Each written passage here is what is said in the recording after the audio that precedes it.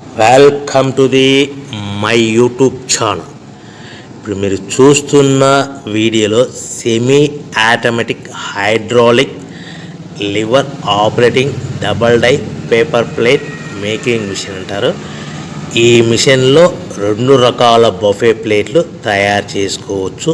అవి కూడా square buffet ప్లేట్లు కానీ, ఎక్స్ట్రా డై కొనుక్కొని స్క్వేర్ బఫే ప్లేట్లు కానీ, రౌండ్ బఫే ప్లేట్లు కానీ తయారు చేసుకోవచ్చు. కానీ ఈ మిషన్లో ఎలాంటి టిఫిన్ ప్లేట్ అని, స్నాక్స్ ప్లేట్స్ అని, డోనా ప్లేట్స్ అని, పానీపూరి కప్పులని, టీ కప్పులని తయారు చేసుకోలేము.